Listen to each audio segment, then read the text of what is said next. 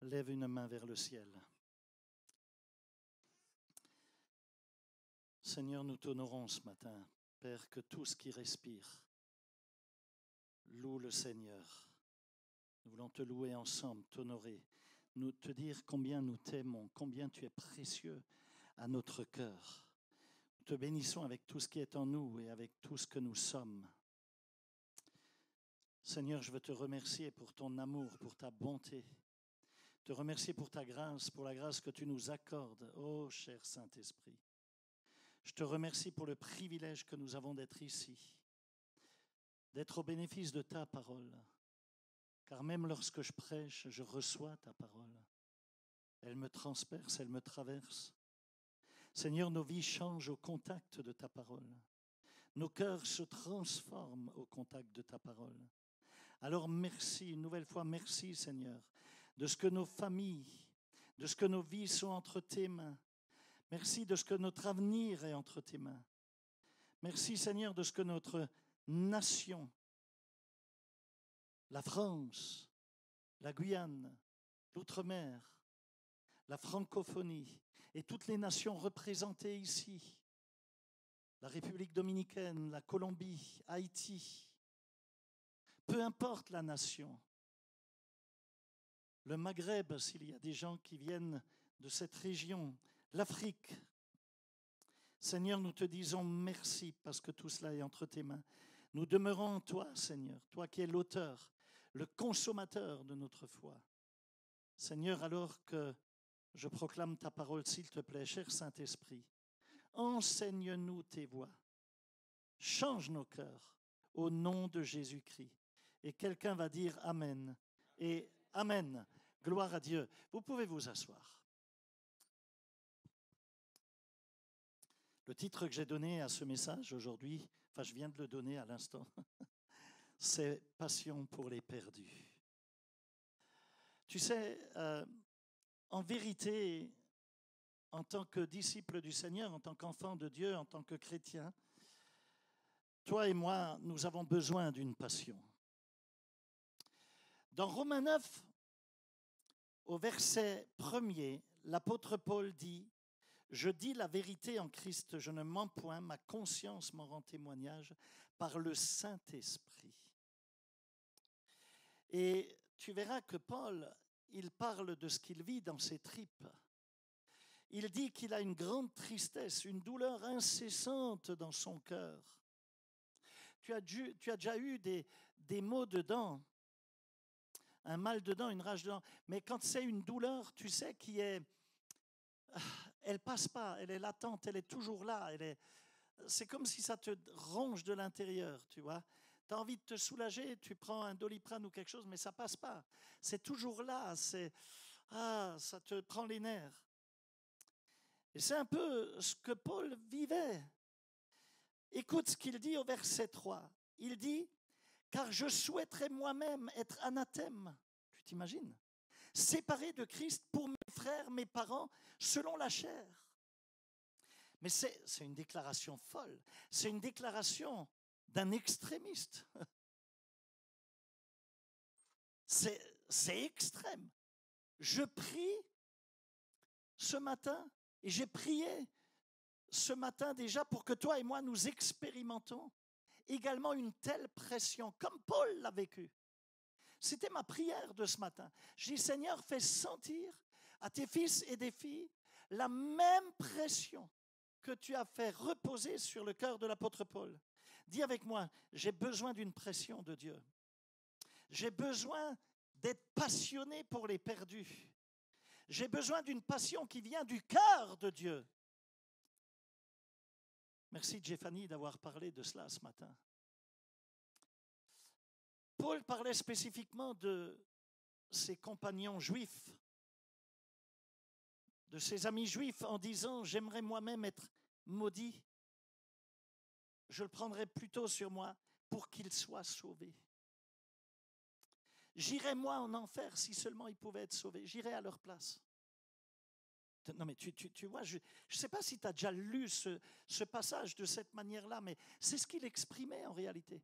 Je préférerais moi aller en enfer et je veux les voir sauvés. Je veux les voir sauvés. Écoute, pour en arriver à ce stade-là, à ce stade de passion, à ce stade où il est rongé de l'intérieur, oh, Seigneur, tue-moi plutôt, emmène-moi, ou alors donne-moi de gagner des âmes, parce que sinon je ne sers à rien. Pour en arriver à ce point où tu en penses ainsi, et où tu finis même par l'exprimer, il fallait qu'il y ait une transformation radicale, profonde, complète dans ses tripes. Tu ne peux pas faire cela par toi-même. Tu ne peux pas penser cela par toi-même. Il faut vraiment qu'il y ait quelque chose qui vient d'en haut, une pression de Dieu. Ça doit brûler dans tes tripes. Et j'ai envie de dire, il faudrait que ça brûle dans nos tripes, comme ça a brûlé dans les tripes de l'apôtre Paul. Paul était en feu. C'était un homme qui était en feu. Et on voit que même si dans Romains 8, le même apôtre parle de l'amour de Christ en disant « Qu'est-ce qui nous séparera de l'amour de Christ? Si Dieu est pour nous, qui sera contre nous ?» Là, il parle bien évidemment de la révélation de l'amour. Puis dans le chapitre 9, d'un coup, tu vois qu'il y a des changements. Subitement, après la révélation de l'amour, il devient triste. Tu as l'impression que ce sont deux messages complètement différents, presque deux messages de deux personnes différentes, alors que c'est le même qui parle. Mais non, c'est juste qu'il est en train de vivre et d'expérimenter, vous savez quoi, le vrai amour de Dieu. Il parle, qu'est-ce qui nous séparera de l'amour de Christ? Il a la révélation du profond amour de Dieu. Et ensuite, il dit, je préférerais aller moi en enfer et de les voir sauvés que de les voir se perdre. Et donc là, il découvre le vrai amour de Dieu. Et du coup, il explique comment que l'amour de Dieu se transforme en amour pour les autres. Est-ce que je peux répéter cela?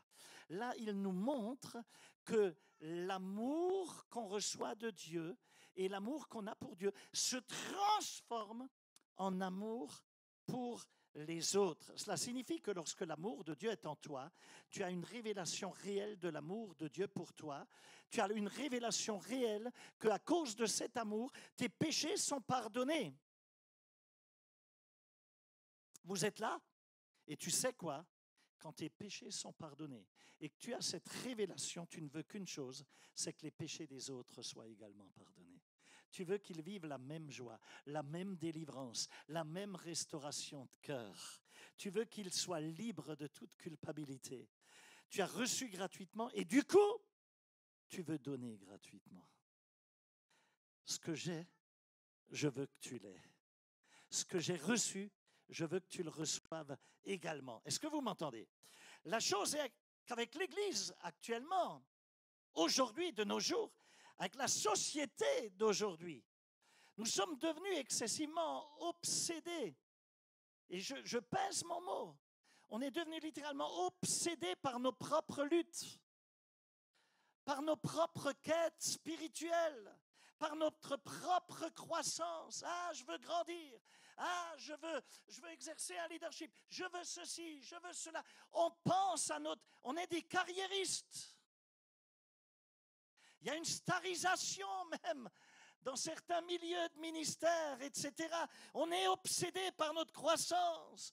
C'en est au point qu'on oublie qu'il y a des gens autour de nous qui sont dans le besoin et qui sont en train de se diriger sur l'autoroute en direction de l'enfer, d'un enfer éternel. Et c'est pour cela, comme Paul, nous devons nous aussi, mes amis, recevoir, accueillir, avoir ce fardeau. Regarde ce qui s'est passé lorsque Moïse était sur la montagne et qu'il est descendu avec les tables de la loi. Tu te rappelles? Enfin, tu as déjà lu cela. Tu n'étais pas là, bien évidemment. C'était dans l'Antiquité. Tu n'étais pas né. Mais quand il est descendu, qu'est-ce qu'il a fait? Il était tellement en feu et quand il a vu le désastre, vous savez ce qu'il a fait? Il a brisé les tables et il a commencé à traiter avec les gens. Et il est dit que Moïse se battait au nom du peuple. Il disait en paraphrase, Dieu, c'est ton peuple là qui déconne. C'est ton peuple pendant que je suis sur la montagne, ils se construisent un veau d'or. Ils font n'importe quoi. C'est ton peuple. C'était ton idée de les faire sortir de l'esclavage. Tu aurais mieux fait de les garder en Égypte. C'était ton idée, Dieu. Et Dieu de lui répondre en paraphrase, non, non, Moïse, c'est ton peuple. Je te l'ai confié. Suis-je le gardien de mon frère? Oh Dieu, tu connais cette phrase? Dans certains cas, hein? Oui, oui, tu es le gardien de ton frère. Tu sais, c'est un peu comme ce qui s'est passé là quand Moïse a parlé comme ça à Dieu. Hey, c'est ton peuple. Non, Moïse, c'est ton peuple. C'est comme quand entre parents, entre mari et femme, on se dispute. Quand ton enfant désobéit, c'est ton fils. Ma femme de me dire, c'est ta fille. Oui, mais c'est aussi la tienne. Elle est juste la mienne quand elle désobéit, tu vois. C'est comme ça chez vous aussi? Oui, ça, c'est déjà arrivé? Finalement, qu'est-ce qu'a fait Moïse? Qu'est-ce qu'il a dit? Oh là là, vraiment ça me touche, ça touche au plus profond de mon cœur. Regarde, dans Exode 32, le verset 32, Moïse a dit, pardonne leurs péchés. Et écoute la suite. Dieu pardonne leurs péchés, sinon efface-moi du livre que tu as écrit. Efface-moi du livre de la vie. Efface-moi, tue-moi. C'est ce que ça veut dire. C'est une déclaration excessivement puissante. C'est une déclaration incroyable. Tu vois, lorsque tu es réellement motivé et passionné par les gens, c'est parce qu'il y a un fardeau qui brûle dans tes tripes. Et c'est pour cela que la question à se poser est, qui se tiendra sur la brèche? Merci, pasteur Patrice, d'avoir rappelé l'intercession il y a quelques minutes de cela. Qui se tiendra sur la brèche? Dans Ézéchiel 22, le prophète Ézéchiel, chapitre 22, verset 30, il dira, je cherchais parmi eux, c'est la voix de Dieu qui parle, je cherchais parmi eux, dit le Seigneur, un homme qui élève un mur et qui se tienne à la brèche devant moi en faveur du pays, afin que je ne le détruise pas, mais je n'en trouvais point. Tu sais ce que représente cette muraille, ce mur? Ce sont les cellules. Ce sont les cellules. Et c'est également l'intercession. Dis avec moi, cellule et intercession. Et Dieu cherchait. Il cherchait des intercesseurs qui se tiennent sur la brèche et qui érigent une muraille, c'est-à-dire une cellule, un mur de feu, qu'il y ait partout des murailles de feu disséminées partout dans la ville, de la protection. Il y a beaucoup de gens dans l'Église, beaucoup de leaders, beaucoup de pasteurs, mais peu se tiennent sur la brèche. Et ça, c'est l'état de l'Église actuellement en France en général. Sous Ézéchiel, Dieu ne pouvait pas trouver une seule personne. Tu vois, il n'y a rien de nouveau sous le soleil. Il n'en a pas trouvé une seule. Et aujourd'hui, ses yeux parcourent l'Église. Ses yeux regardent. Il cherche le Seigneur. Dieu cherche une personne qui ne soit pas consumée pour elle-même, qui ne se prend pas juste, qui ne regarde pas juste à son petit nombril, à son confort, mais il cherche une personne qui a suffisamment de foi, qui a suffisamment de confiance en Dieu, en sachant que si nous cherchons premièrement, d'abord, le royaume de Dieu et sa justice, de toute façon, toutes choses nous sont données par-dessus. Le psaume 23, au verset 1er, dit, c'est David qui parle, « L'Éternel est mon berger, je ne manquerai de rien. » Dis avec moi, je ne manquerai de rien. Il dit, l'Éternel est mon berger, et non pas, je veux ceci et cela. Il a dit, je ne manquerai de rien, mais il n'a pas dit, je veux. Il n'a pas dit, je veux. Tu sais, on ne vient pas à l'église pour prendre. Non, on vient à l'église parce que l'Éternel est notre berger et on vient lui rendre un culte. Ça veut dire l'élever, l'adorer. On ne vient pas pour prendre, on vient pour apporter, on vient pour honorer son nom, on vient pour l'honorer, sinon tu n'as rien compris. Regarde, et qu'est-ce que dit David? Il vous conduira, il vous guidera, il vous protégera. Son bâton, sa houlette nous protège. Il nous mène près des eaux paisibles. Sa bonté, sa miséricorde nous suivront. Il voit d'huile notre tête et ça va déborder. Si l'Éternel est ton berger, tu ne manqueras de rien. Donc on ne peut pas ne pas sortir pour gagner des âmes. On ne peut pas en faire fi. On ne peut pas se taire.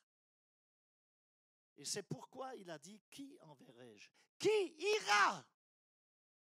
Et c'est là qu'Ésaïe a répondu, le prophète. Il dit, me voici, Seigneur, envoie-moi. Est-ce que quelqu'un est capable de dire ça aujourd'hui? Me voici, Seigneur.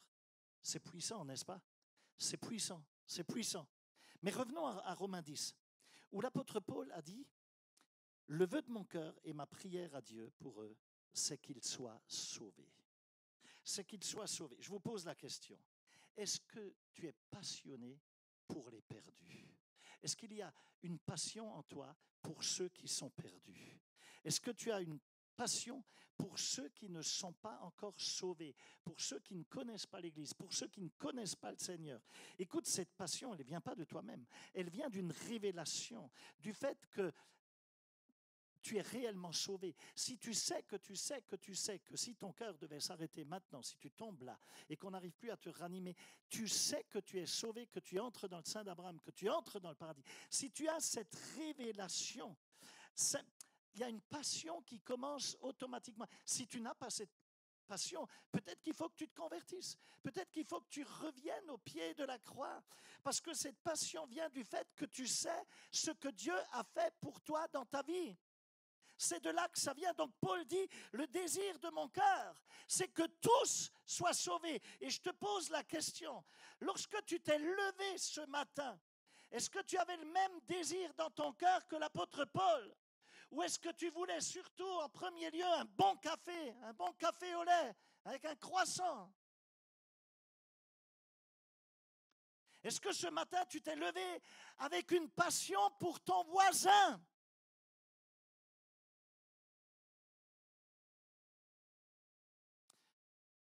Est-ce que tu t'es dit, je dois les atteindre, je dois finir par toucher leur cœur parce qu'ils ont besoin de Jésus? Voyez-vous, une nouvelle fois, quel est le désir de votre cœur? Un vrai désir, c'est quelque chose qui habite en toi. C'est quelque chose qui te poursuit à longueur de journée. Tu t'endors avec, tu te réveilles avec. C'est ce qui est constamment dans tes pensées, parce que c'est comme ton cœur en est littéralement imbibé. C'est comme la mèche qui est imbibée de l'huile. Est-ce que je peux avoir un amen à cela? Et c'est à cause de cela que l'apôtre Paul prêchait l'évangile, mes amis. Il ne prêchait pas l'évangile de Jésus-Christ, il prêchait l'évangile que Jésus a prêché. Ce n'est pas la même chose. Il était l'imitateur du Seigneur. Jésus dit, soyez mes imitateurs. Il était passionné. Jésus était tellement passionné qu'il était prêt à accepter de mourir à ta place et à la mienne plutôt que de vivre sans nous l'éternité. Mais même en prêchant, vois-tu, Paul était poursuivi de ville en ville. Il était persécuté. Tu as déjà lu sa biographie? Il était rejeté. Beaucoup le traitaient en disant, méfie-toi de lui, c'est un faux. C'est un juif, il nous persécutait avant, il s'est converti en apparence, il va nous enfoncer, il va ceci, il va cela. Ils l'ont traité d'espion au milieu de l'église, ils l'ont traité de tous les noms. Ils n'ont pas cru. Mais ce n'est pas pour autant qu'il s'est arrêté, rien ne l'arrêtait, absolument rien. Pourquoi? Parce que sa compassion l'a toujours poussé plus loin, plus loin, plus loin. Quelquefois, il a été laissé pour mort tellement on le lynchait. Et il s'est relevé, il a encore annoncé l'évangile. Il n'a pas secoué la poussière de ses pieds en disant, je dégage d'ici, qu'ils se débrouillent, qu'ils aillent en enfer. Non! C'était une passion qui brûlait. Il n'a pas été découragé par la persécution. Il n'a pas été découragé par le rejet. En vérité, ça l'a même rendu encore plus déterminé que jamais. Pourquoi? Parce qu'il y avait un fardeau qu'il a reçu de la part de Dieu. C'est un fardeau qui est venu d'en haut. Dis avec moi, un fardeau reçu par Dieu. La vraie question que je te pose aujourd'hui, c'est: est-ce que tu es bouleversé par le fait qu'il y a autour de toi des gens qui ne connaissent pas encore Jésus? Est-ce que ça te bouleverse?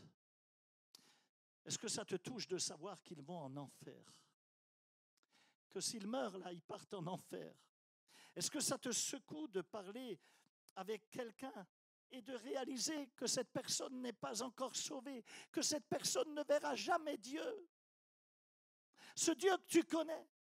Parce que tant que ton cœur n'est pas touché, tes pieds ne bougeront pas. Si ton cœur ne brûle pas, tes pieds ne feront pas un pas de plus vers ton voisin, ou vers ton collègue, ou vers un tel ou un tel.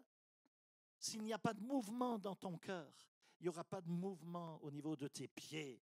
Si ton cœur ne saigne pas, si ton cœur ne saigne pas par amour pour les perdus, tes pieds ne se bougeront pas. Tu ne passeras pas à l'action. Si ton cœur ne saigne pas, tu n'ouvriras pas ta bouche pour témoigner. Tu n'inviteras pas. Maintenant, il est possible que tu dis oui, mais pasteur, tu sais, je suis timide, j'ai peur. Je ne sais pas quoi dire. Je ne suis pas formé. Non, tais-toi, s'il te plaît. Parce qu'en vérité, je vais te dire la vérité. Si tu parles ainsi, c'est parce que tu t'en fiches un peu. Ce n'est pas ton problème, les âmes. C'est ça la vérité.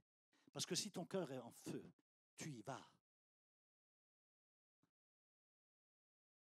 Combien de passionnés de foot, ils sont à découvert, mais ils trouvent les moyens de te payer un billet au PSG, au Parc des Princes, qui coûte 500, 600, 700 balles. C'est la passion qui brûle. Et ils font n'importe quoi, ils font des dettes même pour y aller. Pour regarder quoi? 11 petits dieux qui vont disparaître très bientôt, qui courent. Mais courent combien de temps? 90 minutes, ça dure. Et ils disparaissent, et toi, tu n'as plus de thunes. Tu regardes 11 petits dieux riches, et toi, tu te retrouves dans les dettes. Et tu le fais parce que juste tu as une passion. Ah, j'ai peur, pasteur, j'ose pas témoigner. Tu sais, beaucoup ici, lorsque vous vous êtes convertis, moi je vais vous dire la vérité. La semaine d'après, après votre conversion, vous avez amené 10 ou 20 personnes. Vous avez parlé à tout le monde, vous étiez en feu. Et 10 ans plus tard, tu ne ramènes plus personne. Tu es devenu soi-disant tellement sage. Tu parles. Et je sais que ce que je dis, tu n'as pas envie de répondre amen à ça, je sais. Mais c'est la vérité. Mais c'est la vérité. Vous n'avez plus de fardeau pour ceux qui ne connaissent pas le Seigneur. Ça, c'est un problème. Parce que si ce fardeau brûlait vraiment en toi, tu sortirais. Tu irais parler aux gens. Tu irais toquer à la porte de ton voisin pour lui dire « Hey, j'ai préparé des pizzas et on en a 3 de trop, viens manger chez nous. » Et tu les inviterais, tu lui servirais un bon verre et après le cœur s'ouvre. Et puis tu lui témoignes. Et tu lui donnes à manger. Et tu le ferais malgré toutes les excuses. Tu trouverais les moyens d'atteindre les gens. Alors je ne dis pas qu'il n'y a pas de vrais obstacles. Je vais être honnête. Mais si le fardeau est là, si ça brûle dans ton cœur, tu vas quand même faire quelque chose malgré les obstacles. Et même si de temps en temps tu essuyais des refus, tu continuerais à cause du feu qui brûle. Est-ce que vous m'entendez? Si le fardeau est là, tu vas faire quelque chose. C'est une question de cœur. C'est une affaire de cœur. Ne cherche pas ailleurs. Le fardeau, il se transforme en action. Dis avec moi, le fardeau se transforme en action. Et l'action, c'est le fait de prier, de planifier, de témoigner, d'inviter, d'agir. Regarde Néhémie, un homme de Dieu merveilleux. Il était un homme rempli de passion. Il aimait Dieu. Et lorsque Néhémie, alors qu'il était en déportation, lorsqu'il a appris la situation de son peuple, du peuple juif et de la destruction des murailles de Jérusalem, qu'est-ce qu'il a fait? Il a commencé à pleurer. Il s'est mis à genoux, il a pleuré. Il a gémi devant Dieu. Et la question est, lorsque tu pleures, pourquoi est-ce que tu pleures? Pour quelle raison tu pleures? Est-ce que tu pleures pour toi-même? Est-ce que tu pleures encore à propos de ce qui s'est passé en 2017? Tu as des regrets sur quelque chose ou en 2015 ou que sais-je? Et tu pleures? Et dis à ton voisin, bouge, on est en 2025. On n'est plus en 2017 ni en 2015. Néhémie a pleuré, puis il a prié. Et qu'est-ce qu'il a dit? Il a dit, Seigneur, qu'est-ce que je peux faire pour ce problème? Qu'est-ce qu'on peut faire? Il faut comprendre que de telles larmes, elles te mènent à l'action, elles te mènent à agir. Et Néhémie, ça l'a touché, ça l'a bouleversé. Il voulait faire quelque chose. Il voulait bouger. Donc, qu'est-ce qu'il a fait? Il a prié. Qu'est-ce qu'il a fait? Il a prié. Il a mis en place un plan d'action. Il a prié. Premièrement, il a dit, Seigneur, je ne sais pas. Je ne sais pas. Je vous ai parlé du fameux je ne sais pas. Je ne sais pas quoi faire. Montre-moi. Il a prié. Et ensuite, Dieu a commencé à lui parler, il a établi une stratégie. Il a prié et il a planifié. Et le plan a commencé à se mettre en place. Combien de chrétiens, combien d'enfants du Seigneur, de disciples prient ensemble? Ils prient, mais très souvent, ils prient juste pour eux-mêmes, pour leurs propres besoins. Et ensuite seulement, tout à la fin, il y a une petite phrase qui sort et envoie le réveil, Seigneur. Seigneur, envoie le réveil pour la France. Mais Dieu dit, c'est toi le réveil. C'est toi qui es le réveil. Il faut que toi, tu sois en feu. Si tu es en feu, tu vas allumer le feu dans le cœur des autres. C'est toi le réveil. C'est toi le réveil. C'est toi le réveil. C'est toi le réveil. Ça fait 2000 ans que j'ai envoyé le réveil. Lorsque j'ai dit tout est accompli, c'est toi qui dois te réveiller. Donc, qu'est-ce que tu dois faire? Tu dois travailler, mettre en place une stratégie, la prière des trois. Tu connais? Si tu ne la connais pas, parle-en avec ton leader, il va te la transmettre. Tu dois te bouger, tu dois témoigner, tu dois inviter sans relâche. Il y a 2 ingrédients essentiels pour partager ta foi efficacement. Je voudrais vous laisser des outils, des ressources ce matin. 2 ingrédients qui sont essentiels si tu veux parler et témoigner de Jésus véritablement.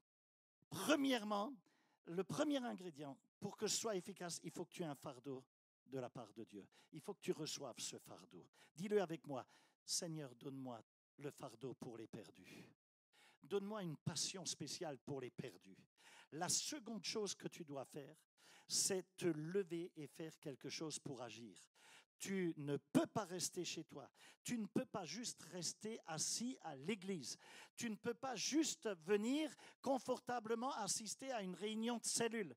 Tu dois sortir, tu dois parler aux gens, tu dois les inviter. Oui, ça va te coûter un peu de confort. Oui, ça va te coûter un peu de thunes parce que tu vas leur payer une pizza ou un pot ou un café ou que sais-je. Ok, un fardeau de Dieu te pousse à prier. Mais ensuite,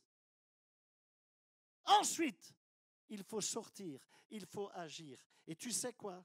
Je préfère sortir et échouer, ne pas avoir de succès, essuyer peut-être des refus, faire toutes les erreurs possibles en partageant l'Évangile, plutôt que de ne rien faire.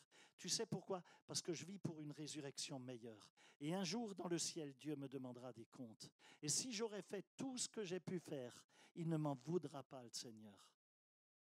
Laisse-moi te dire, Jésus revient bientôt. Est-ce que tu en es conscient? Je ne sais pas si tu es conscient de ce qui se passe là. J'ai l'impression que certains sont comme dans le coma. Tu sais, sur le plan géopolitique, à l'échelle internationale actuellement, il n'y a pas des bonnes news qui se passent. Je ne sais pas si tu te rends compte là, mais il y a des choses qui sont en train de bouger. Et crois-moi que on entre dans des contractions très sévères, je pense. Tu sais, on ne peut plus parler de saison post-chrétienne, là. On est dans une saison pré-retour du Seigneur. C'est tout proche, c'est tout proche, c'est tout proche. Et les contractions pour l'accouchement se font sentir. Ok, laisse-moi, est-ce que tu m'entends là? Sortir, même si tu fais des erreurs. Tu sais, quand j'étais jeune converti, je parlais à tout le monde. Et dans l'église où j'allais, il y a des anciens qui m'ont tapé sur l'épaule, qui m'ont dit « Hé, calme-toi, parce qu'à leur parler comme ça, tu vas en tuer certains. » Oui, mais j'en ai gagné tellement à côté. Et après, tu deviens sage, tu n'en tues plus personne, mais tu gagnes... Ouais, bon. Tu les envoies en enfer, quoi. Tu ne gagnes plus rien. c'est juste de la folie. Donc comprends bien, je préfère faire des erreurs, parce qu'en faisant des erreurs, tu apprends. Même si tu dis, je ne suis pas sûr d'être capable, fais-le quand même, parle, témoigne, peu importe la réaction en face, tu vas faire des erreurs, bien sûr. Il n'y a que les inspecteurs des travaux finis qui ne bossent jamais, qui viennent toujours quand tu es fini, qui font pas d'erreurs. Ceux qui ne bossent pas font jamais d'erreurs. Ceux qui se mettent au boulot, ils ont le droit de faire des erreurs. L'erreur n'est jamais une erreur, c'est un apprentissage, c'est pour aller mieux. Tu apprends en le faisant, donc témoigne encore. Viens avec moi encore dans Romains chapitre 10. On a vu les chapitres 8 et 9, maintenant on va aller dans le chapitre 10. Comment témoigner selon le modèle biblique? Ça t'intéresse? Comment témoigner sur le plan pratique? Viens avec moi dans le verset 14 et 15. Comment donc invoqueront-ils celui en qui ils n'ont pas cru? Et comment croiront-ils en celui dont ils n'ont pas entendu parler? Et comment en entendront-ils parler s'il n'y a personne pour prêcher, à savoir pour témoigner, pour parler? Et comment y aura-t-il des prédicateurs, des gens qui témoignent, lorsqu'ils ne sont pas envoyés?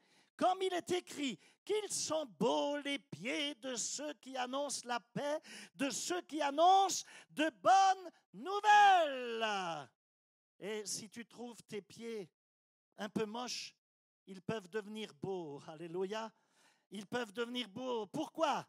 Parce que tes pieds vont te porter pour annoncer la paix, pour annoncer la bonne nouvelle aux pauvres, la bonne nouvelle aux perdus. Et tes pieds deviennent beaux, qu'ils sont beaux les pieds. Tu n'as même plus besoin d'aller chez la manucure ou la pédicure.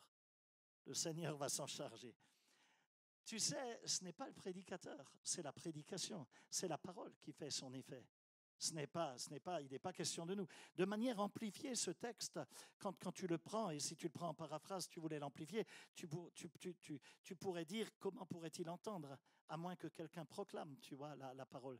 Mais comment peuvent-ils entendre si personne ne témoigne, si personne ne parle? Là, le doigt est pointé non pas sur le prédicateur, mais sur la proclamation, sur le fait de parler, de partager, de dire. Ce n'est pas le prédicateur, c'est le message, c'est le témoignage.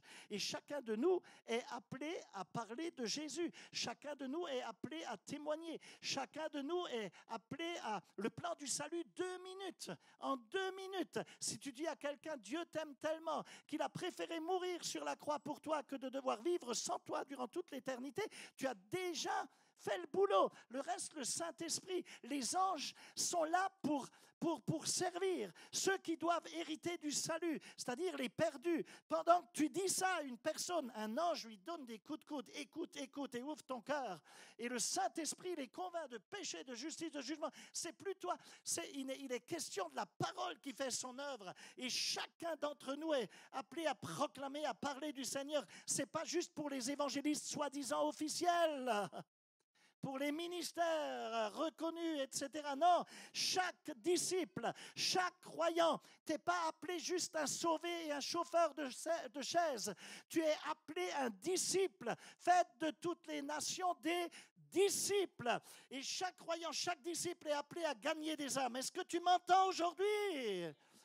Et si tu dis, oui, mais moi, je ne suis pas un évangéliste, je ne suis pas un ministère selon Éphésiens 4, si tu me dis ça, ça signifie quoi? Tu veux que je te dise ce que ça signifie? Ça signifie que tu n'aimes pas les gens. Tu t'en fiches qu'ils aillent griller en enfer. Voilà ce que ça signifie. Et je me demande même si tu aimes ton Dieu, si tu le connais réellement, pour pouvoir seulement déjà réagir de la sorte. Au fait, si tu me dis que tu n'es pas un évangéliste, si tu me dis que ce n'est pas ton problème, tu t'en fiches que les gens aillent en enfer. Mais qu'est-ce que tu fais là alors? Mais qu'est-ce que tu fais là? Tu en es où avec Dieu? Mais tu en es où avec Dieu? Est-ce que tu le connais réellement? Le message prêché, tu l'entends, tu le reçois, mais tu ne le vis pas. Je voudrais qu'on reprenne Romains 10 et au verset 14, où Paul pose une série de questions. Il dit, comment invoqueront-ils celui en qui ils n'ont pas cru?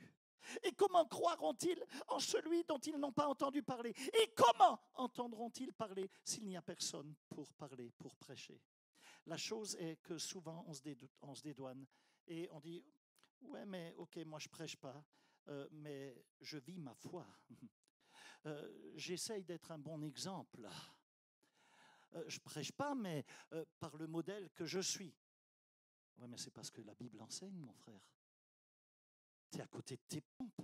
Dans 1 Corinthiens, au chapitre 1er, verset 21, il est écrit « Car puisque le monde, avec sa sagesse, n'a point connu Dieu, il a plu à Dieu de sauver les croyants par la folie de la prédication. Et pas par autre chose. Par la folie de quoi? Du fait que tu vas parler, que tu vas annoncer Christ, que tu vas témoigner. Donc, ce n'est pas juste vivre l'évangile. Il y a des gens dans le monde, quand tu les regardes vivre, tu dis, putain, ces gars, ils sont chrétiens, il leur manque que Christ, quoi. Ils sont des fois de meilleurs modèles, ils ont quelquefois un meilleur témoignage même que certains chrétiens. Oui, je t'assure. Ouais. Donc, ce n'est pas juste vivre l'évangile, c'est de parler, c'est de proclamer, c'est de témoigner, c'est le fait d'inviter à la cellule, à l'église. La chose est que les gens cherchent autre chose. Dans 1 Corinthiens, chapitre 1er, verset 22, il est dit « Les Juifs demandent des signes. Les Grecs cherchent la sagesse. » Qu'est-ce qui est écrit? Les Juifs demandent des signes et les Grecs cherchent la sagesse, la connaissance. Les Juifs voulaient du surnaturel, des miracles, des prodiges, des visions. Wow! Voulaient des frissons. Et les Grecs voulaient de l'intellect, de la connaissance, des débats, de la théologie, des preuves logiques. Et on débattait, on faisait de la haute voltige et de la spéculation théologique. Et aujourd'hui encore, c'est la même chose. Il n'y a rien de nouveau sous le soleil. Il y a des gens très instruits, mais complètement stupides et idiots en vérité. Ils étudient, mais ils ne vivent rien de ce qu'ils apprennent. Bla, bla, bla, bla, bla. Et s'ils vivaient ce qu'ils apprenaient, et s'ils l'enseignaient, ils découvriraient même que ça ne fonctionne pas. Parce que la philosophie ne fonctionne pas. Ça t'emmène nulle part. C'est que du questionnement. Tu entends ce que je dis là? Et tu sais quoi? Ceux qui cherchent les signes, comme les Juifs de l'époque, le diable aussi est surnaturel. Tu veux des signes? Fais attention, le diable aussi donne des signes. Tu es conscient de cela? C'est pour ça qu'en Afrique, tu vois peut-être beaucoup de faux prophètes, des hommes très connus qui ont fait la une de scandales très suivis, qui opèrent dans le surnaturel, mais qui ont des petits secrets où ils fabriquent des miracles. Tout est orchestré. Et il y a d'ailleurs eu des scandales au sujet de certains très gros ministères, malheureusement. Pourquoi? Parce qu'ils savent que les gens cherchent le surnaturel. Ils savent que les gens sont friands de cela. Et ça attire les foules. Mais à la fin, ce n'est pas l'évangile. Ce n'est pas l'évangile de Jésus-Christ. Alors, comment reconnaître les vrais disciples? Ça t'intéresse? Comment les reconnaître? Jésus a dit dans Jean 13, 35, « À ceux-ci, tous connaîtront que vous êtes mes disciples, si vous avez de l'amour les uns pour les autres, pas sur les autres, pour les autres, pas les uns sur les autres. »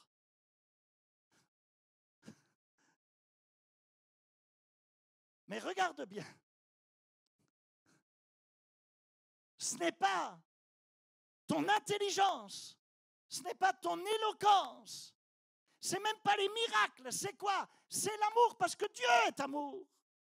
Le changement du cœur, voilà la preuve. Avant, je marchais, avant, je bousculais, avant, je voulais passer devant l'autre, avant, j'étais orgueilleux, avant, je pensais qu'à moi, avant, je prenais, je voulais me servir. Maintenant, j'aime.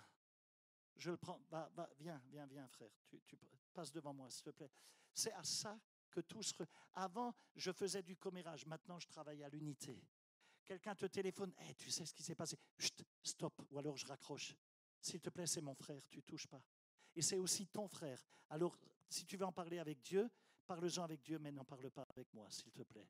Et arrête avec ça. C'est l'amour, le changement du cœur, voilà la preuve. Et donc, que prêchons-nous? Paul dit que nous prêchons Jésus-Christ crucifié, Christ crucifié. Pour les Juifs, c'est un scandale. Pour les Grecs, c'est une folie. Mais pour ceux qui sont appelés, c'est la puissance et la sagesse de Dieu, mes amis. Oh, alléluia! Et comprends bien ceci, c'est important. Les signes, ils suivent la prédication, mais ils ne la précèdent pas. Tu sais que je suis charismatique.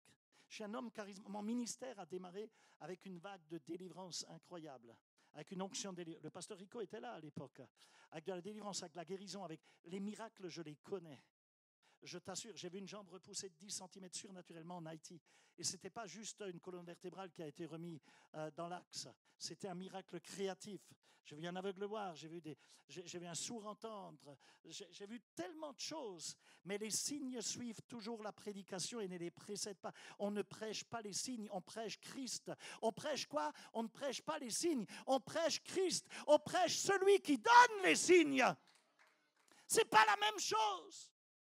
Tu sais, Dieu utilise toujours des choses très simples. Dans 1 Corinthiens, au chapitre 1er, versets 27 à 29, oh, je sens que dans cette fin des temps, Dieu va secouer, va donner des électrochocs à l'Église parce qu'il veut les ramener à la sainteté. Il y a eu trop de dégâts, on a prêché l'évangile de Jésus-Christ, mais pas l'évangile que Jésus prêchait. On a tellement prêché de choses qui caressaient les oreilles, qui caressaient les cœurs, qui caressaient dans le sens du poil.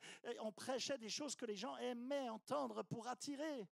Et ce n'est pas correct, parce que ce n'est pas comme ça que tu entreras dans le ciel. Viens avec moi dans 1 Corinthiens 1, versets 27 à 29. Dieu a choisi les choses folles du monde pour confondre les sages. Il a choisi les choses faibles pour confondre les fortes. Il a choisi les choses viles, méprisées, les choses qui ne sont pas, pour réduire à néant celles qui sont, afin que nulle chair ne se glorifie devant Dieu. Dieu aime utiliser des gens qui sont quoi? Qui sont brisés et dépendants de lui. Et non pas des gens qui impressionnent, qui se la jouent. Mes amis, Dieu utilise des gens brisés, des gens simples, pour faire de très grandes choses, pour accomplir de grandes choses. Pourquoi? Parce qu'il veut que toujours tout l'honneur et la gloire lui reviennent à lui et à lui seul. À lui et à lui seul, il résiste à l'orgueilleux, il fait grâce à celui qui est humble. Tu n'as pas besoin d'être un évangéliste officiel. Tu n'as pas besoin d'un titre. Tu n'as pas besoin d'être le pasteur un tel ou la pasteur une telle ou l'évangéliste un tel ou le prophète un tel. Non, tu n'as pas besoin de marcher avec une grande Bible en criant dans la rue. Tu n'as pas besoin de ça. Tu dois simplement faire quoi? Témoigner. Proclamer l'évangile, c'est témoigner. C'est le fait de raconter ce que Dieu a déjà fait pour toi. Et si Dieu n'a encore rien fait pour toi, il l'a peut-être fait pour un frère, pour une sœur, et tu as été témoin. Et tu vas raconter ce qu'il a fait alors dans une vie d'un ami proche. Il y a toujours quelque chose à raconter. C'est de parler de ce que Jésus fait. Le message passe par ta bouche. Il est transmis par ta bouche. Dieu a choisi que la proclamation, la prédication pour sauver les gens. Il a choisi notre bouche pour qu'on parle. La parole, elle sauve. Mes amis, qu'est-ce qu'a fait Dieu quand il a mis les choses en place? Il a parlé. Qu'est-ce qu'il a fait? Il a parlé. Il a dit que la lumière soit, et la lumière, quand il a voulu des arbres, quand il a voulu de l'herbe, quand il a voulu des fruits, il a fait quoi? Il a parlé à la terre. Allez, je veux des arbres, et des arbres sont sortis de la terre. Quand il a voulu des animaux, il a fait pareil. Quand il a voulu créer l'homme, qu'est-ce qu'il a fait? Il a parlé à qui? Il s'est parlé à lui-même. Faisons-le à notre image. Il a parlé, et pour amener les gens à Christ, il veut que tu parles. Sois son imitateur. Tu es un fils de Dieu. L'ADN de Dieu est dans tes tripes. Ça brûle dans ton cœur. Dans Proverbe 11, au verset 30, il est dit: le fruit du juste est un arbre de vie, et celui qui gagne des âmes est un homme sage. Quand tu es en Jésus, quand tu es en Christ, les gens viennent se nourrir de toi. Tu deviens un arbre de vie. Ils viennent se nourrir. Tu n'es plus un mendiant spirituel. Tu n'es plus dans le besoin constant. Tu deviens un arbre de vie. Tu deviens un arbre de vie. La semaine dernière, je t'ai expliqué, tu ne vas pas rester à planter ta tente dans le désert et à vivre une vie de minable, à pomper sur l'onction des autres, à être un bouffe ministère. Non, tu vas te lever, tu vas traverser le Jourdain. Tu vas devenir un modèle et les gens vont te chercher comme les abeilles qui sont attirées par le miel. Ils vont dire comment tu as traversé ça, je sais que tu as passé dur, mais je t'ai toujours vu debout. Tu venais même en sifflant, en chantonnant au travail. Punaise, alors que tu en avais par-dessus la tête, que tu étais enfoncé et pourtant on t'a regardé. Waouh, aide-moi s'il te plaît. Ils viennent se nourrir en toi. Ils viennent se nourrir. Tu deviens une source de bénédiction. Je ne dis pas que c'est facile, bien sûr. Plus tu t'élèves dans l'onction, plus tu auras des problématiques. Si tu es une vierge sage, tu auras une foule en face qui cherche à te pomper ton huile, à te la voler, à te la détruire. Mais bien sûr, et alors, où est le problème ? Tu vas continuer, comme Paul, on l'a lynché, mais il a continué. Tu deviens un arbre de vie, dis-le avec moi. Je ne suis pas un mendiant, je ne suis pas à me plaindre, je suis un arbre de vie. Dis avec moi, je suis un arbre de vie. Tu es rempli de la vie de Christ. Et celui qui gagne des âmes est sage. Pourquoi ? Parce que gagner des âmes, c'est généreux. Il n'y a pas de plus grand cadeau que d'amener quelqu'un à Christ. Il n'y a pas de plus grand cadeau. Et aussi, je voudrais que tu comprennes que la générosité, elle découle de quoi ? Elle vient d'où ? Je vais te le dire, elle vient de l'humilité, la vraie générosité. Regarde ce que dit Proverbe 11, verset 25. Proverbe 11, 25 dit « L'âme généreuse sera comblée, et celui qui arrose sera lui-même arrosé. » C'est en donnant que tu reçois, c'est en arrosant que tu es arrosé, c'est en servant que Dieu te remplit, mais ça vient d'un cœur généreux. Celui qui gagne des âmes est sage, dit l'Écriture. Pourquoi ? Parce qu'il donne de son temps, il donne de son énergie, il donne de ses efforts, il donne de ses émotions, il donne de sa personne pour toucher les gens, pour toucher les autres. La générosité, c'est une question de cœur, mes amis. La générosité, c'est une question de cœur. Quand quelqu'un manque de générosité, cette personne a besoin de se convertir. La générosité, maintenant, elle découle d'où ? Elle découle de l'humilité.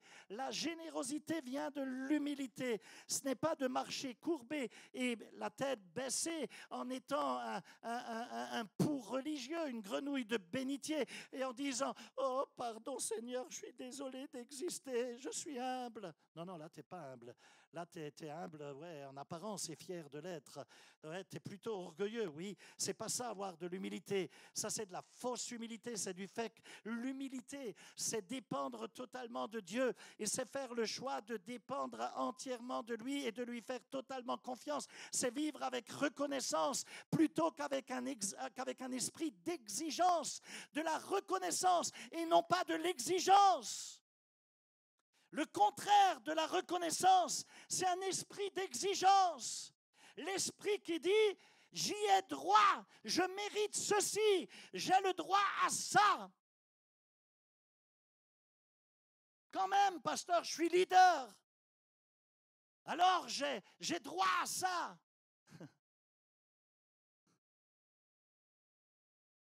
Ce qui est triste, c'est que parfois ces discours de telles paroles d'exigence, ça se retrouve même dans la vie ou dans le cœur de certains prédicateurs. Je ne parle pas pour nous, là, mais quand tu regardes l'exigence de certains, quand tu vois la starisation, certains prédicateurs, tu es obligé de leur porter la Bible, de leur ouvrir la porte, et pourtant ils sont pas paralysés, ils ne sont pas handicapés, ils sont pas... Tu te poses des questions, tu te dis, mais dans quel monde on est ? Est-ce que c'est le reflet du royaume de Dieu ? Qu'est-ce qui se passe ? C'est incroyable. Mais Dieu dit, tu n'as pas besoin de courir après tout ça. C'est moi, dit le Seigneur, qui va prendre soin de toi. C'est moi, te dit le Seigneur, qui va prendre soin de toi. Est-ce que tu m'entends ? Le Seigneur est mon berger, il pardonne, il guérit, il dirige, il pourvoit. Tu peux dépendre de lui. Et parce que je suis humble, je suis reconnaissant. Et parce que je suis reconnaissant, je peux donner, parce que je suis reconnaissant, je peux donner, je peux obéir à la parole, parce que je sais que Dieu me soutiendra à ce moment-là, dans tout ce que je fais. Il est là, et c'est incroyable, n'est-ce pas? Je n'ai pas besoin de m'inquiéter, je n'ai pas besoin de mendier, je n'ai pas besoin, comment dirais-je, de montrer, mais non, je suis reconnaissant d'être en vie, je suis reconnaissant d'être ici, je suis reconnaissant d'être utilisé par le Seigneur, et du coup, la générosité, elle donne naissance à la sagesse. La générosité découle de l'humilité et cette humilité produit en toi la sagesse qui est un cadeau de Dieu qui te donne d'avoir la même vision, le même regard, la même perspective de Dieu qui te permet de discerner de manière juste parce que tu ne peux pas prendre de bonnes décisions si tu n'as pas un bon discernement et une bonne vision sur les choses. Parce que tu ne peux pas prendre de bonnes décisions sinon. Ta position, elle détermine ta vision. En étant ici, moi je te vois, je vois l'auditoire là. Je vous vois. Mais si j'étais de ton côté, je ne verrais pas la même chose. Je verrais l'estrade. Ce n'est pas la même chose. Tu vois, j'ai un iPad sur ce pupitre, mais toi, tu ne le vois pas.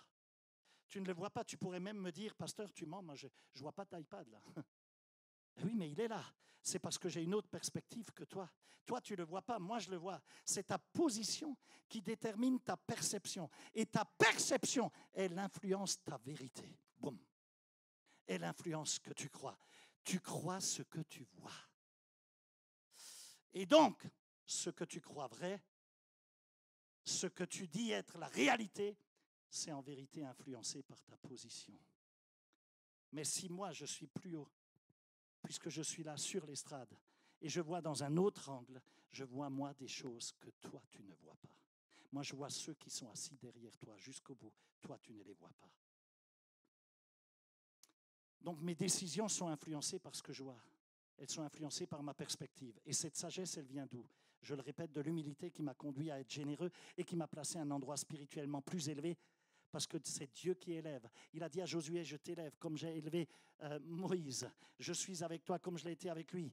Et donc, dans une position plus élevée, je peux voir différemment. Et parce que je suis reconnaissant, je gagne des âmes. Je suis rempli de la vie de Dieu, de son amour, de sa grâce. Et je veux donner ça à quelqu'un d'autre. Je ne peux pas le garder, ça brûle. C'est trop fort. Ce que j'ai reçu, je veux le partager. Et la conséquence, c'est que ça me place dans une autre position. Et donc, ma vision de la vie change. La Bible dit, et je termine, Dieu résiste aux orgueilleux, il fait grâce aux humbles.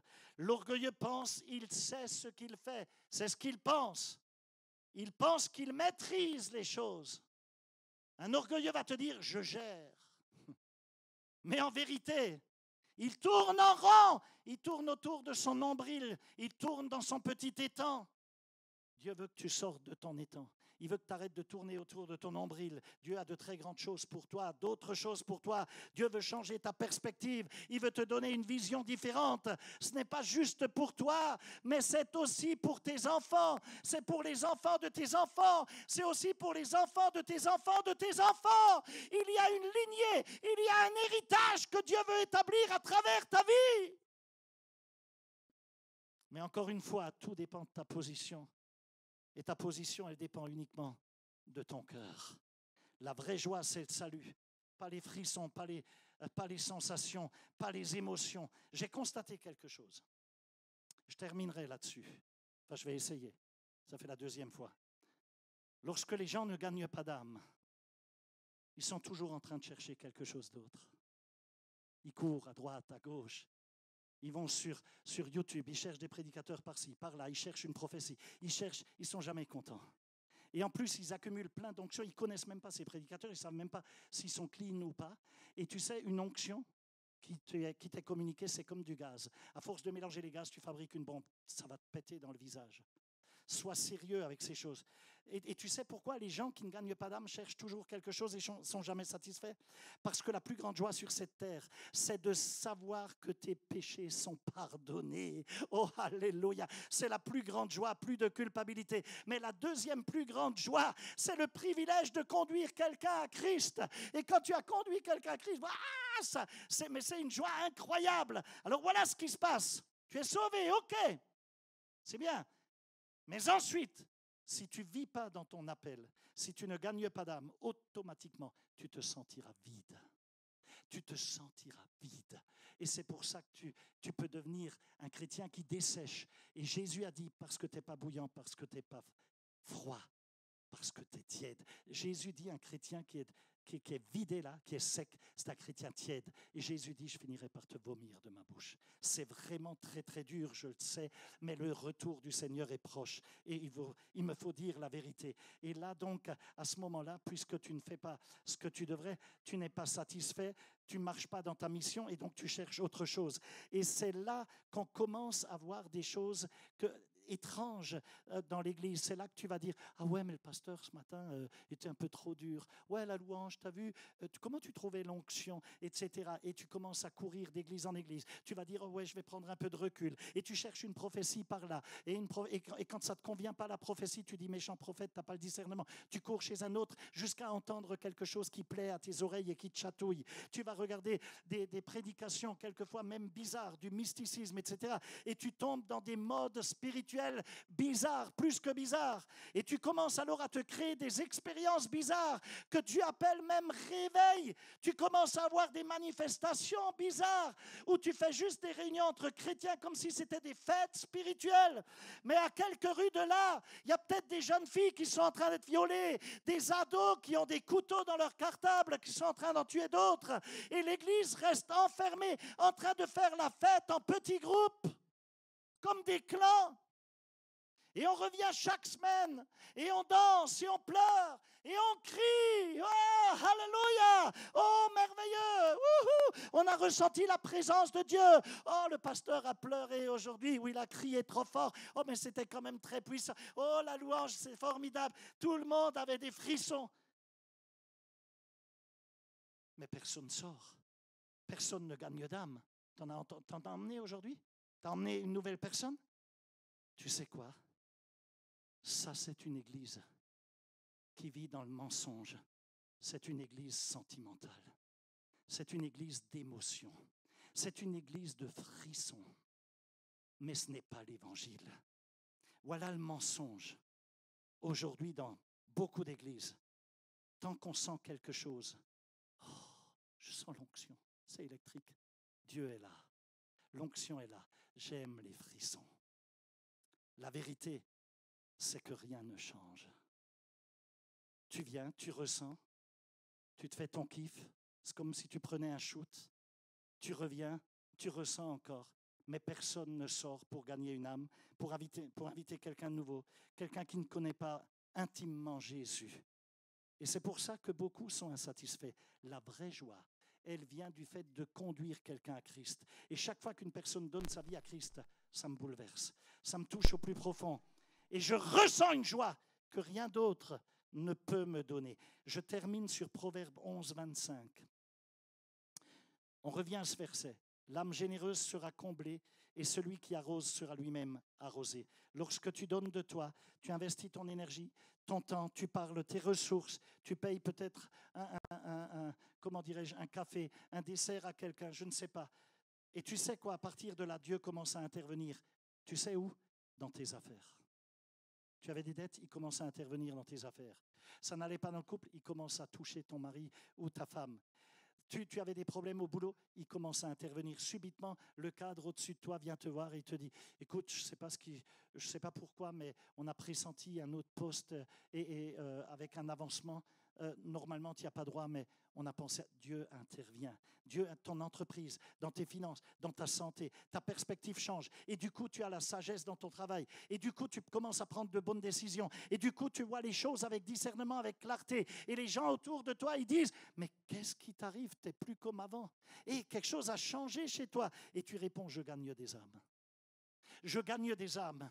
Tu n'as même pas besoin de trop planifier pour que les choses marchent. Parce que si tu cherches le royaume de Dieu, Dieu te donne toutes les autres choses par-dessus. Il s'en occupe, il intervient dans tes affaires. Tu n'as pas besoin de forcer. Il aligne les choses pour toi, il les met au bon endroit. Pourquoi? Parce que ton cœur est dans sa mission. Parce que ton cœur est en train d'accomplir son appel. Et tu es en train d'accomplir son commandement. Dis-le avec moi. Quand je cherche le royaume, Dieu s'occupe de moi.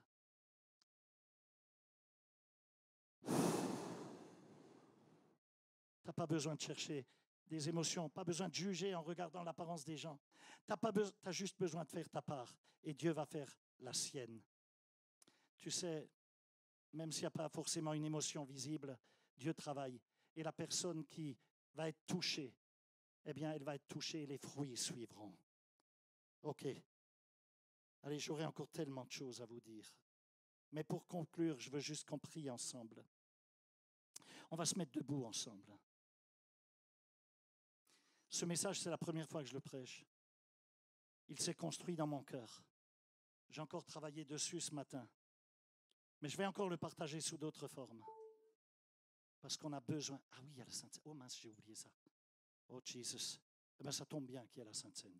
OK, lève les mains où que tu sois. Sois conscient de la présence de Dieu.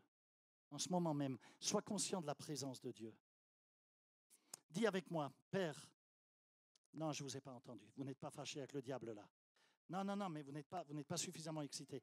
Père, au nom de Jésus, tu m'as appelé à être un arbre de vie. Tu m'as appelé à gagner des âmes et à faire des disciples. Et aujourd'hui, je déclare de tout mon cœur, me voici Seigneur, envoie-moi, je me tiendrai à la brèche. Je le ferai pour mon Église, pour ma nation. Me voici Seigneur, utilise-moi.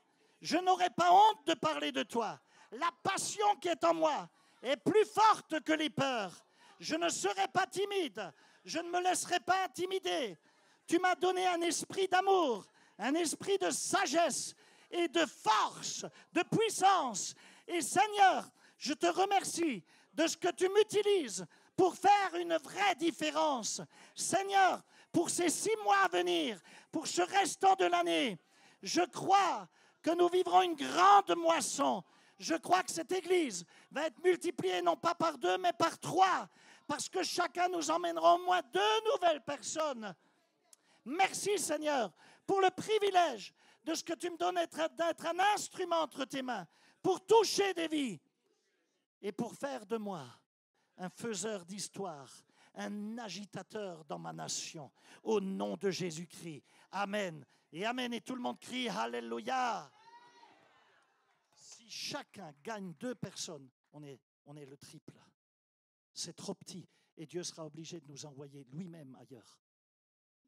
Quelque chose, il y a le miracle qui se passe. Vous comprenez où est la source? Vous comprenez? Alors maintenant, on va partager le repas du Seigneur. On ne va pas prendre beaucoup de temps, mais c'est quelque chose de puissant là. Ça représente le sang et le corps du Seigneur. Ça représente l'œuvre de la croix, là où il a été brisé. Si tu touches à ça aujourd'hui, fais-le dans le sens où tu scelles cet engagement avec Dieu.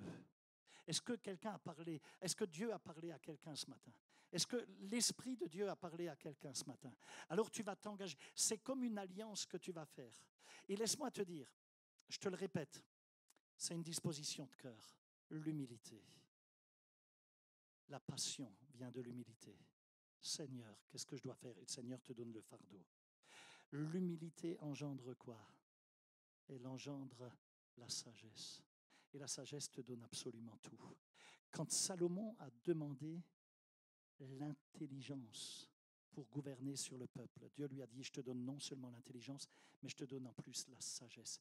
Et la sagesse a fait de Salomon le roi le plus riche de son époque. C'est-à-dire qu'il est devenu le plus prospère, l'homme le plus prospère sur la terre à son époque dans l'Antiquité. Ça veut dire que la sagesse, elle te fait prospérer. Dieu s'occupe de tes affaires à ce moment-là. Mais cette humilité et cette sagesse te poussent à gagner les âmes. C'est une folie de ne pas gagner, parce que tu n'auras pas de fruits dans tes mains. Si tu veux rentrer dans le ciel sans fruits, tu seras peut-être qu'un banlieusard sauvé comme à travers le feu, si tu es sauvé, comme à travers le feu. Je veux te dire la vérité. Alors que tu peux habiter à côté de l'Élysée du ciel, à côté du palais du Seigneur. C'est à toi de voir où tu veux passer l'éternité tout entière. C'est long, c'est long. Tu veux te taper le RER pour l'éternité? Être un banlieusard dans le ciel? C'est ça que tu veux? Ou tu veux être accolé au palais du Seigneur? C'est un choix. C'est un choix. On t'attend demain matin à 6 heures à l'intercession. On va recommuniquer le lien de connexion. On vous attend tous. Allez, on va partager le pain et le vin. Pasteur Rico, tu vas prier pour le pain. Et Christelle, tu vas prier pour le vin. Père éternel, notre Dieu, nous venons devant toi pour te dire merci pour ta parole. Merci pour ta présence au milieu de nous, Seigneur. Merci parce que tu nous donnes, Seigneur, de prendre ce pain avec humilité et compréhension de ce que tu as fait pour nous. Merci de bénir ce pain, Seigneur. Que cela nous propulse vers l'avant et que cela nous, Seigneur, nous fasse comprendre que notre vie, Seigneur, t'est consacrée. Que nous puissions, Seigneur, accomplir la mission que tu nous as assignée. Merci, Saint-Esprit. Merci de ce que tu nous donnes cette onction précieuse pour gagner des âmes. Au nom de Jésus. Amen. Seigneur, merci. Merci d'être présent en nous, Seigneur. Merci pour ton sang précieux, ce sang qui coule en nous, Seigneur, qui nous rachète de nos péchés, Seigneur. Et nous te demandons pardon, Père. Pardon, Seigneur, pour nos péchés, Seigneur. Et nous pouvons prendre aujourd'hui ce vin qui coulera en nous, qui nous fortifiera pour toute la semaine, Seigneur. Et nous te prions, nous te disons merci. Amen et amen. Alors, tu peux venir à la table, tu peux sortir de ton rang et prendre le pain, le vin, mais fais-le en scellant ce « Oh yes, Jesus ». Alléluia, merci beaucoup. Fais-le en scellant cet engagement que tu as pris avec le Seigneur. Oui, vraiment. Merci Jésus. Tu sais, si le fardeau, tu permets à Dieu qu'il le dépose sur ton cœur, la semaine prochaine déjà, tu auras quelqu'un qui va te dire « Emmène-moi, je veux venir avec toi ». Tu n'auras pas besoin de forcer, ça brûlera. Jesus. Viens remplir ma chambre, fais-le maintenant. Je fermerai la porte, dans le secret tu me verras. Je ne suis pas venu pour des récompenses, seulement pour le plaisir d'être dans ta présence. Il n'y a pas d'autre lieu qui se compare, où que seul je puisse t'adorer. Je déverse mon parfum, je demeure à tes pieds. Il n'y a rien dans ce monde plus précieux que ton regard. Parfaite était ta croix qui m'a donné accès pour que je puisse te trouver dans mon précieux lieu secret.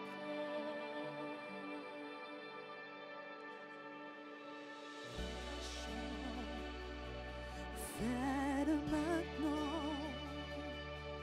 Je fermerai la porte, dans le secret tu me verras. Je ne suis pas venu pour récompense,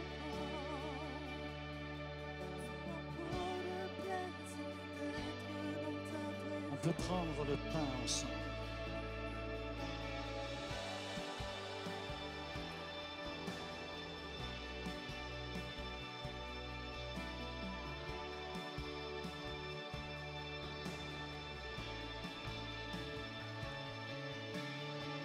On va prendre le vin.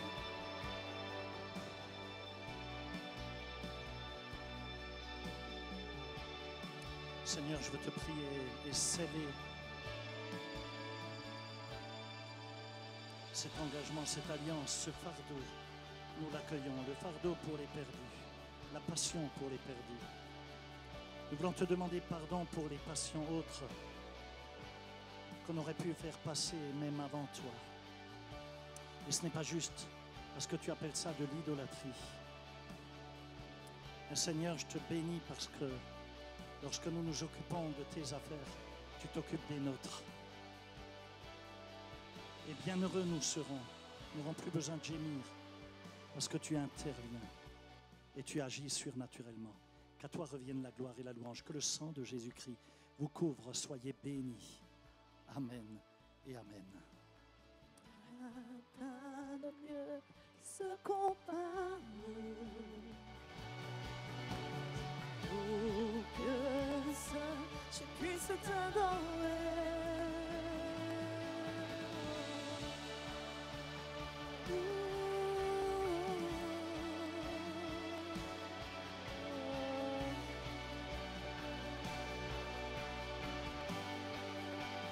Je t'ai mon parfum, je demeure à tes pieds. Il n'y a rien dans ce monde plus précieux que ton regard. Parfait était ta voix qui m'a donné accès pour que je puisse te trouver dans mon précieux secret.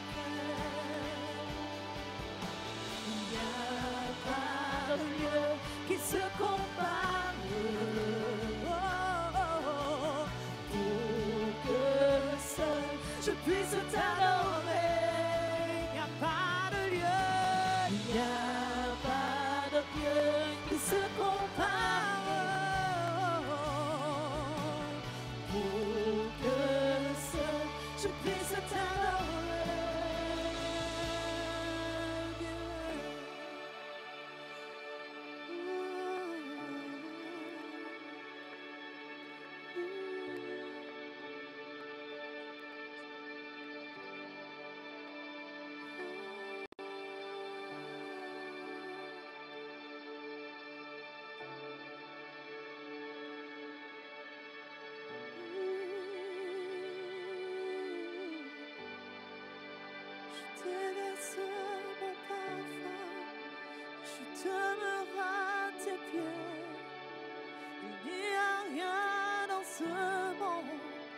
Précieux que ton regard, parfaite était ta croix qui m'a donné accès pour que je puisse te trouver dans mon précieux secret.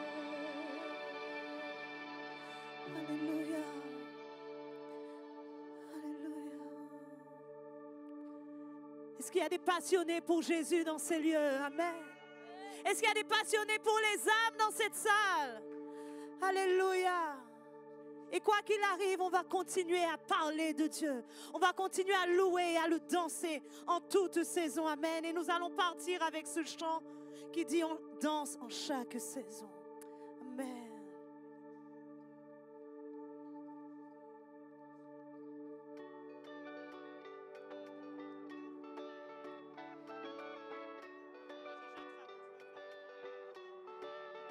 Ta parole déclare que si je passe par le feu, je ne brûlerai pas. Et si je traverse les eaux, je ne me noierai pas. Même dans l'obscurité, je marcherai avec foi. Car toujours tu es avec moi. Ta parole déclare, il n'y a pas de juste que tu es abandonné. Tu es les peuples pour les pauvres et pour les affamés. Abattable, je n'ai jamais, jamais manqué de rien. Tu pourvois à tous nos besoins. Je ne craindrai pas. Non, non, Ta promesse est vraie. et on va déclarer ce matin ton jour est facile et ton fardeau léger. Nous voulons porter Je te ton évangile. donne toute Oui, ma c'est ça vie ton jour, et mon adoration. Hey. Mon bouclier, ma force, ma sécurité. Je marche avec Jésus, alors je danse dans chaque saison. Je danse dans chaque saison.